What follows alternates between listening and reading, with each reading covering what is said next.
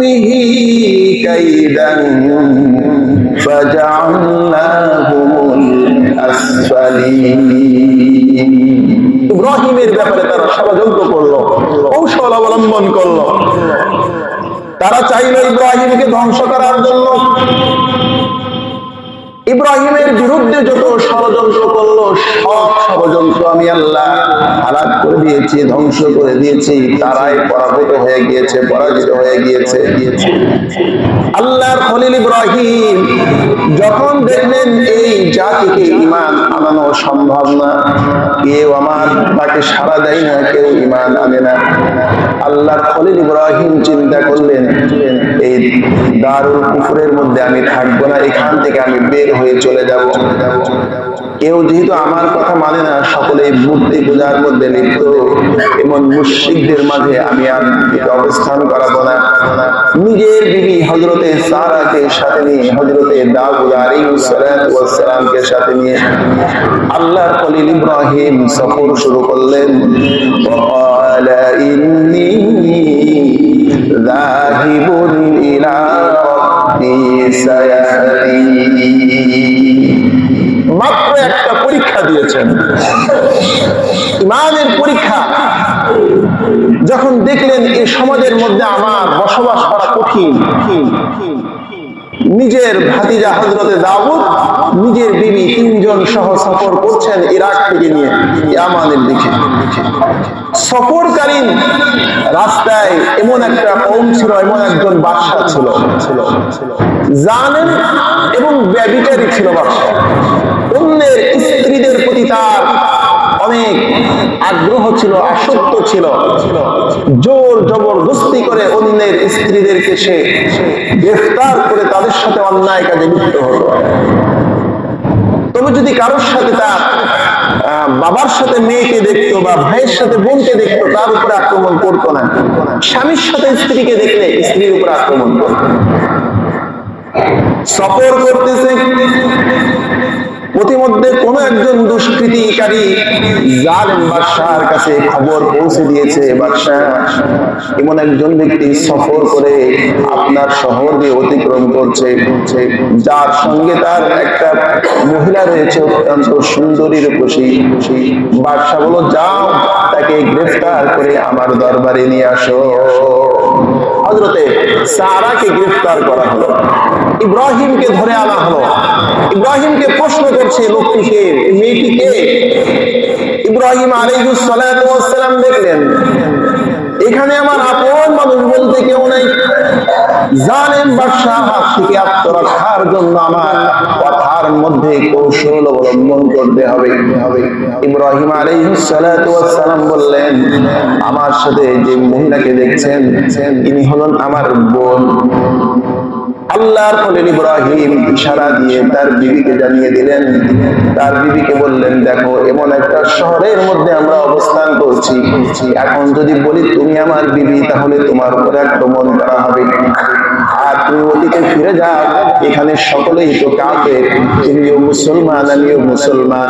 একজন মুসলমান হিসেবে তুমি আমার জাতিগতভাবে তুমি আমার বোন হও, সেই হিসাবে আমি তোমাকে বোন বলেছি। তুমি আবার ভিন্ন কথা সমাজের কাউকে বলতে যেও না। এরপরেও জালেম বাদশা ছাড়ে না। হযরতে সারাকে গ্রেফতার করে একটা কক্ষের মধ্যে আবদ্ধ করা হলো। জালেম বাদশা, ব্যভিচারী বাদশা নিজের খাহেশ পূর্ণ করার জন্য ঘরের মধ্যে প্রবেশ করেছে, দরজা বন্ধ করে দিয়েছে। হযরতে সারার দিকে হাত অগ্রসর করবে, সামনে অগ্রসর হচ্ছে। হযরতে সারা বিপদের মধ্যে পড়ে, মুসিবতের মধ্যে পড়ে আল্লাহ শরণাপন্ন হয়ে ডাক দিয়েছেন, আল্লাহ এমন একটা কক্ষের মধ্যে বিপদে পড়ে গিয়েছি, আমি তোমার একজন জলিল কদর পয়গম্বর নবীর স্ত্রী সহধর্মিণী। রব্বুল আলামিন এমন কলঙ্কের দাগ তুমি আমার শরীরে লাগিও না। আয় আল্লাহ, তুমি এই মুসিবত থেকে তুমি আমাকে বাঁচিয়ে দাও। এই কথা বলে আল্লাহর কাছে দোয়া করলেন। জালেম বাদশা যখন সারার কাছে যাচ্ছে, কাছাকাছি চলে এসেছে, আল্লাহর কুদরত, আল্লাহ পাক রব্বুল আলামিন জালেম বাদশার হাত পা সব অবশ করে দিয়েছে। আর নড়তে পারে না, হাত নাড়াইতে পারে না, পাও নাড়াইতে পারে না, প্যারালাইসিসের রোগীর মতো হয়ে গেছে। বাদশাহ বলছেন, সারাক, বুঝেছি তুমি হয়তো আল্লাহর কাছে আমার বিরুদ্ধে অভিযোগ দিয়েছো, এই কারণে আমার বুঝি এই অবস্থা। আল্লাহর কাছে আমার জন্য দোয়া করো, আল্লাহ যদি আমাকে সুস্থ করে দেন, তোমার উপরে জুলুম করবো না, অত্যাচার করবো না, আমি তোমাকে এখান থেকে ছেড়ে দিব। স্যার আল্লাহর কাছে দোয়া করলেন, আল্লাহ তোমার এই বান্দাকে সুস্থ করে দেন।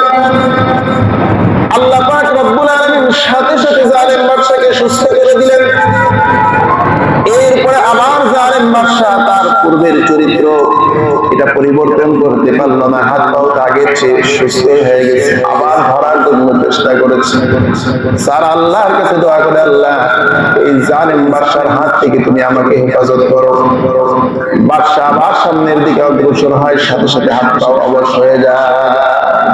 এভাবে একবার, দুইবার, তিনবার বাদশাহ আল্লাহর নবী সহধর্মিনীর দিকে অগ্রসর হয়েছে, আর বারবার আল্লাহর কাছে দোয়া করেছে, তার হাত পা প্যারালাইসিস হয়ে গেছে, আর কোনো ক্ষতি করতে পারে নাই।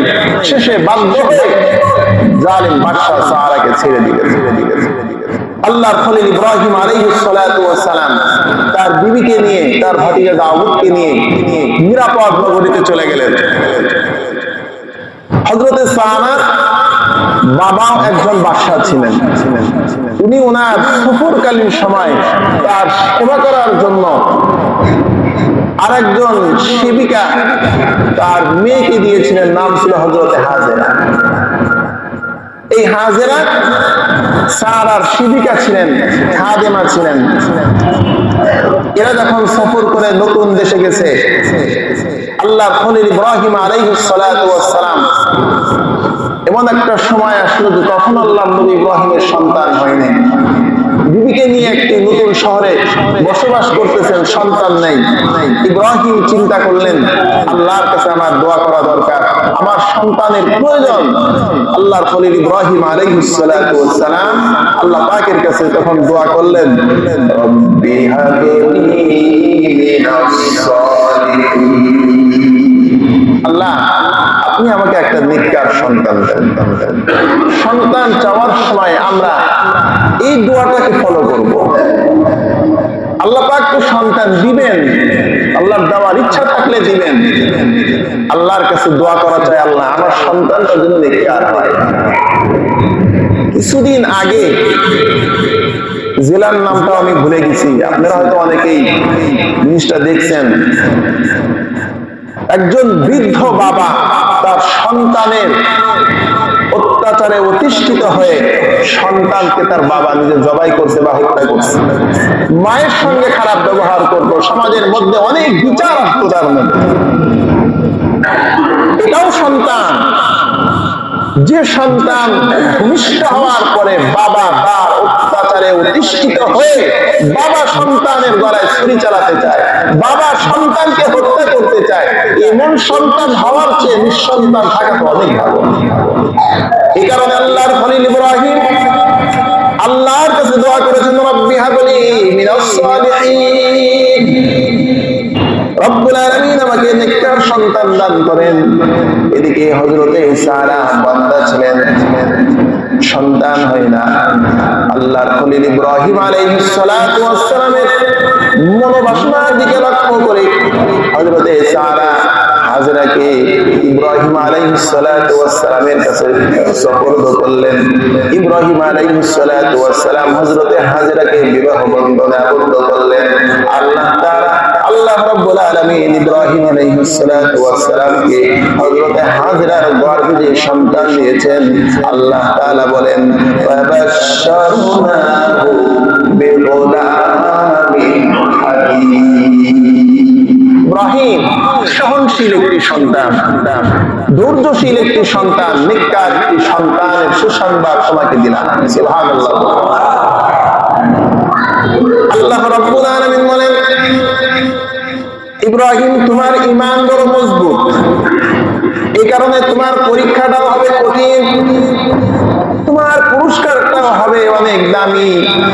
ইব্রাহিম বীর দীর্ঘ লম্বা সময় তোমাকে পরীক্ষা দিয়েছি, সন্তান চেয়েছ।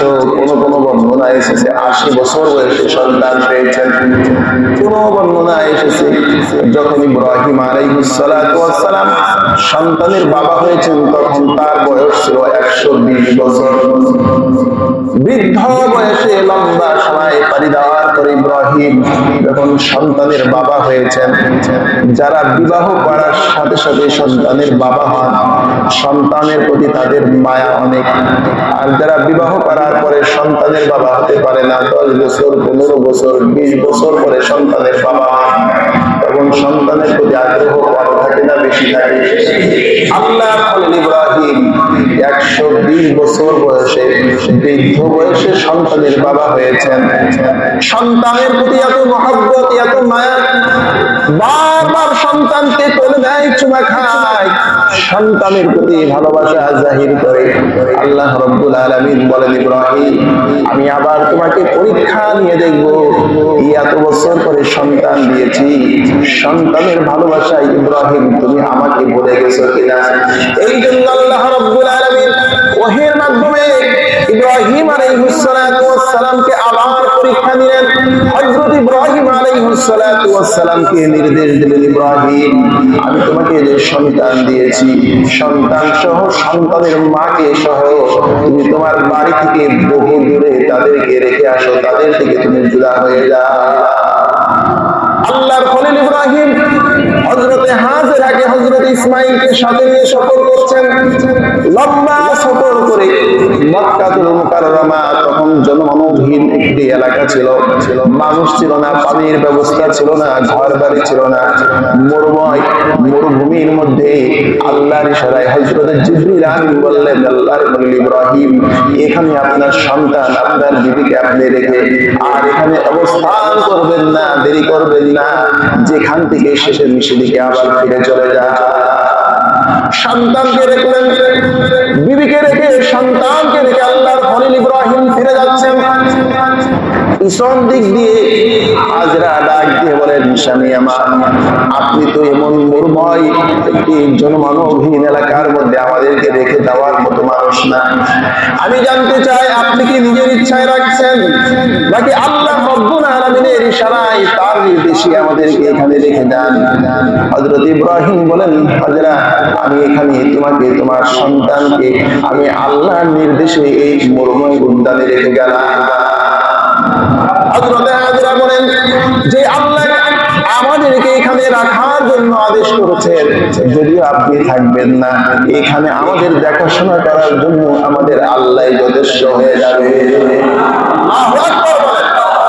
হযরত ইব্রাহিম আলাইহিস সালাতু ওয়াস সালাম মরুময় জায়গার মধ্যে সন্তানকে রেখে গেছেন, আল্লাহর কাছে দোয়া করতেছেন ওয়া ইয ক্বালা ইব্রাহিম ইজআল হাযা বালাদান আমিনা ওয়ারযুক আহলাহু মিনাস সামারাত মান আমানা মিনহুম বিল্লাহি ওয়াল ইয়াউমিল আখির।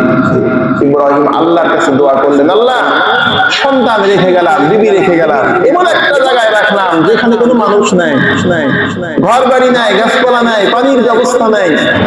আল্লাহ এটাকে আপনি শহর বানিয়ে দিয়েন, এটাকে আপনি নিরাপদ নগরী বানিয়ে দিয়েন, মানুষের ব্যবস্থা জনপদের ব্যবস্থা করে দিয়েন, খাদ্যের ব্যবস্থা করে দিয়েন। আল্লাহর কাছে ইব্রাহিম দোয়া করলেন, আল্লাহ রাব্বুল আলামিন ইব্রাহিম আলাইহিস সালাতু ওয়াস সালামের দোয়া কবুল করেছেন বিধায় আজকে সেই মরুময় ভূমিটা সবচেয়ে মডেল একটি শহরে পরিণত হয়েছে। আল্লাহ রাব্বুল আলামিন ইব্রাহিম আলাইহিস সালাতু ওয়াস সালামকে এভাবে পরীক্ষা নিয়েছেন। আল্লাহ তাআলা বলেন ফালাম্মা বালাগা মা'হু সা'য়া ক্বালা ইয়া বুনাইয়া ইন্নী আরা।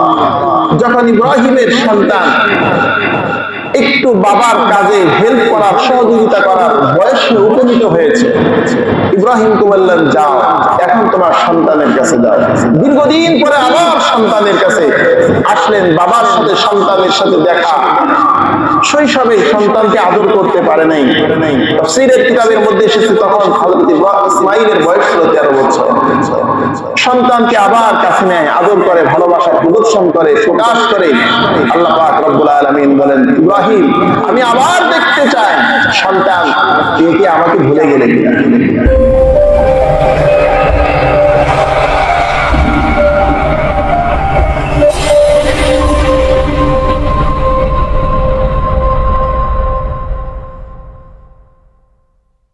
আল্লাহ রাব্বুল আলামিন যদি